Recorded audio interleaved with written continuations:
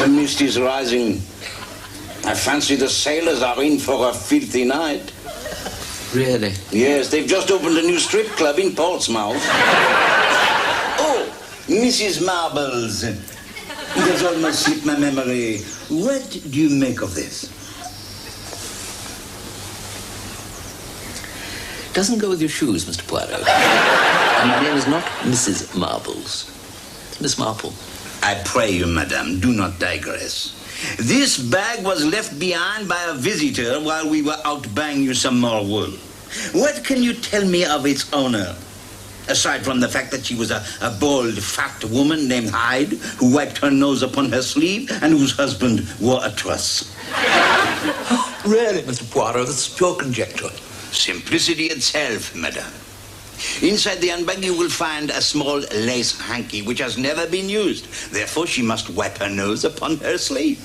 Also a newspaper clipping containing 2 advertisements. One for outsize corsets and the other pledging relief for hernia sufferers. Deduction, she is fat, her husband wears a truss. Why bold? The comb, madame. There is no comb. Exactement. Who but a bald woman would neglect to carry a comb on her person? As for the name Hyde, it is embossed upon the handbag itself, along with her Christian names, Genuine and Cow. But wait. I detect a foot outside the door. We have a visitor. Oh, Monsieur Poirot, I almost fell over this foot outside the door.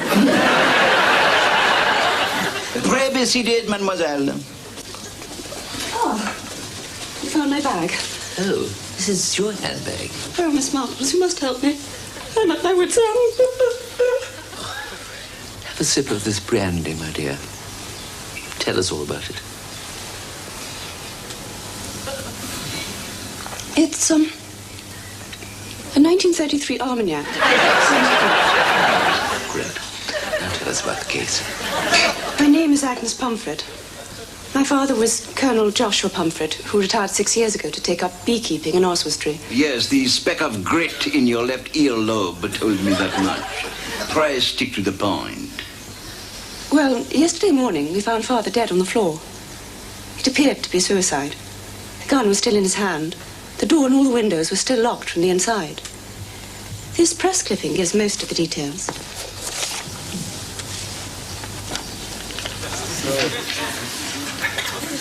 Outsize corsets. And yet there is something about this case that no one can explain, Monsieur Poirot. Why, before killing himself, would my father shoot his own teddy bear? The bullet was still in his chest. It's almost as if someone murdered my father and then shot the teddy bear because it was a witness. To make sure that he did not squeal. Teddy bears don't squeal. They squeak. Spare me the zoological details, please, Mrs. Marbles. This case intrigues me. There is no time to lose. Pack yourself a spare toothbrush and some knitting needles. We must leave at once. Don't forget your handbag. Oh, no. It belonged to my great-aunt in Beckentry. Oh, I came from Beckentry. Oh, perhaps you knew her. A bald, fat woman named Hyde. She wiped her nose on her sleeve. Her husband wore a truss.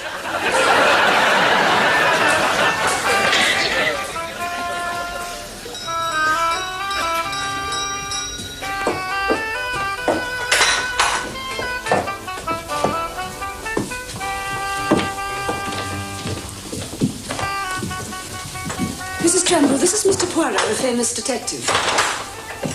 Oh, Mr. Poirot, you're much thinner than I imagined. May I take your coat? The woman is obviously a myopic idiot. She's talking to the hat stand. Pray conduct me to the scene of the tragedy, Miss Pomfret. Pomfret? As you wish. Tell me, mademoiselle, did he always sleep in this position? He usually slept in the bed, Monsieur Poirot.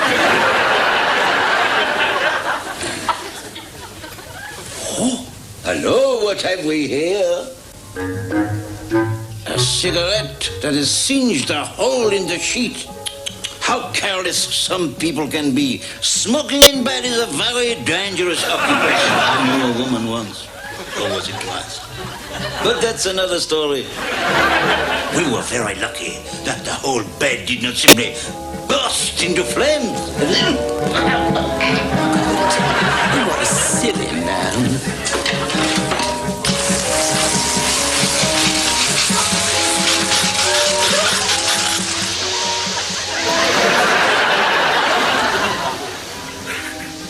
Most interesting, and that, I presume, is the teddy bear. Mm-hmm.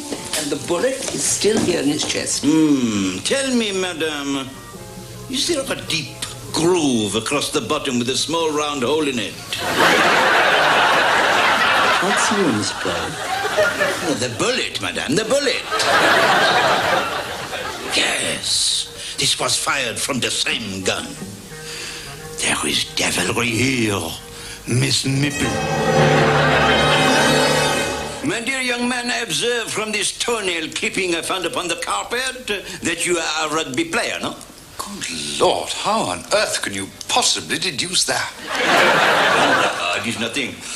In fact, you are an all-round sportsman, yeah? Well, I like to keep fit, monsieur.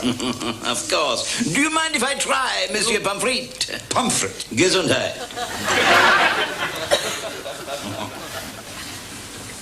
Mr. Pomfret, can you think of anyone at all who might have wanted to murder your father?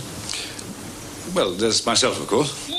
Agnes, Cousin Sidney, Auntie Gladys, and Uncle Wilf. Mr. Widgeon from the post office. Old Mrs. Cartwright. Yes. I take it he was not a popular man.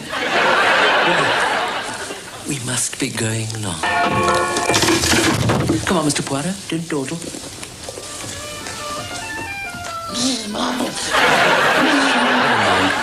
Everyone has their ups and downs. Silence, please. I wish to conduct a little experiment. Madame Tremble, I want you to take this gun and empty all the chambers into my heart. Empty all the chambers? Are you mad?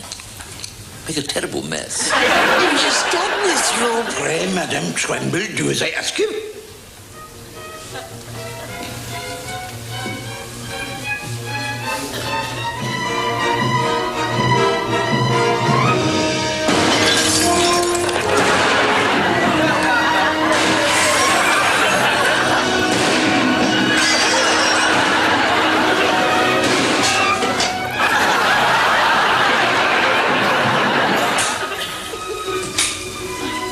Yes, Madame Tremble. Your aim was so bad that at first you shoot the teddy bear by mistake before callously killing your own employer, Colonel Joshua Pomfret.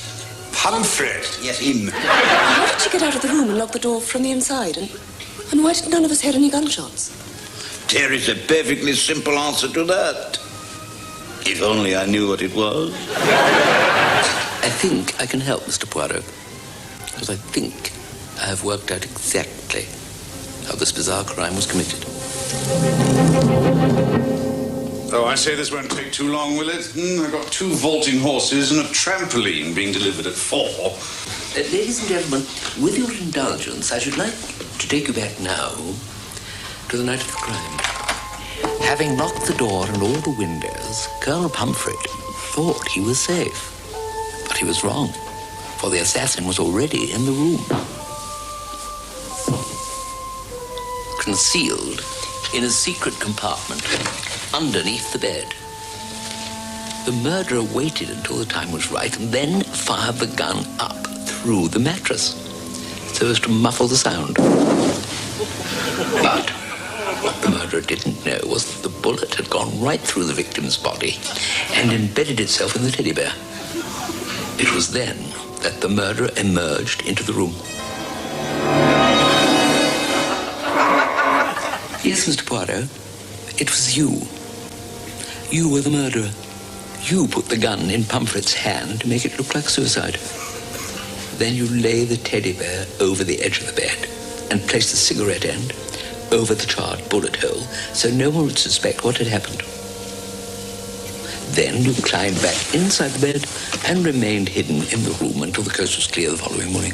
But how did the secret compartment get there? The man who sold you this bed, did he look like this?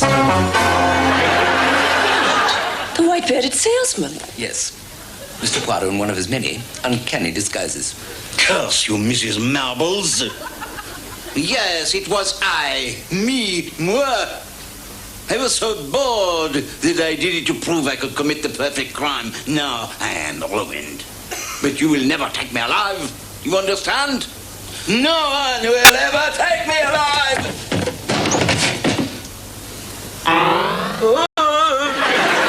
Goodness gracious. Mr. Convict, we've left your new trampoline outside in the yard. Is that all right? Never mind, Mr. Poirot. As I said before, everyone has their ups and downs.